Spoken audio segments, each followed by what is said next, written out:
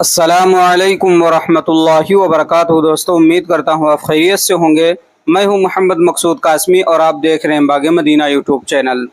दोस्तों, इस वक्त की सबसे बड़ी अफसोसनाक खबर मौसूल हो रही है पाकिस्तान से कि वहाँ पर सियासी जमात के जलसे में एक धमाका हो गया है, जिस धमाके में बहुत सारे लोगों के मरने की खबर है। क्या है तफसील मैं आप हज़रात के सामने पेश करता हूँ। पाकिस्तान के बाजोड़ में जमीयत उलमा इस्लाम के वर्कर्स कन्वेंशन में धमाके के नतीजे में 40 अफराद हलाक हो गए हैं। इन्ना लिल्लाहि व इन्ना इलैहि राजिऊन। धमाका बाजोड़ के हेडक्वार्टर खार में हुआ।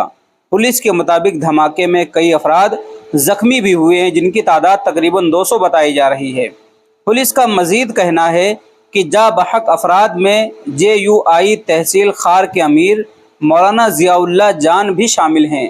धमाके में 50 से ज़ायद अफराद ज़ख्मी हुए हैं।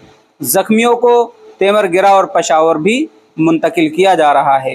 धमाके के बाद पुलिस और कानून नाफिज करने वाले इदारों ने इलाके को घेरे में ले लिया है। दोस्तों, इसी तरीके से पार्टी ने क्या कहा है वो भी आप हज़रात के सामने मैं रख देता हूँ।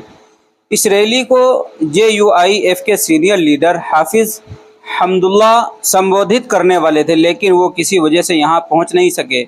बाद में मीडिया से बातचीत में हाफिज़ ने कहा, हमारे करीब 40 कार्यकर्ता इस ब्लास्ट में मारे गए हैं। मैं इस घटना की निंदा करता हूं। हमारे हौसले इस तरह के हमलों से कम नहीं होंगे। हाफिज़ ने आगे कहा, इस तरह के हमले पहले भी होते रहे हैं, इनकी गहराई से जांच होनी चाहिए। हमें तो किसी तरह की सिक्योरिटी भी मुहैया नहीं कराई जाती। हम इस मामले को संसद में उठाएंगे। दोस्तों, पुलिस के मुताबिक ब्लास्ट शाम करीब 4:30 बजे हुआ। इस वक्त रैली में काफ़ी लोग मौजूद थे। माना जा रहा है कि हमलावर पार्टी समर्थकों के बीच ही मौजूद थे, इसलिए इसे फ़िदायीन हमला माना जा रहा है। JUIF के चीफ मौलाना फजल के घटना के बाद प्रधानमंत्री शहबाज शरीफ से बातचीत की और उन्हें तफसील से जानकारी दी। सरकार ने घटना की जांच के आदेश भी दिए हैं। ने समर्थकों से कहा, आप लोग फ़ौरन अस्पताल पहुँचे और घायलों को खून मुहैया कराएँ। पाकिस्तान पीपल्स पार्टी के चेयरमैन बिलावल भुट्टो जरदारी के मुताबिक ये हमला मुल्क को कमज़ोर करने की एक और साजिश है। सरकार आतंकियों से निपटने के लिए किसी भी हद तक जा सकती है।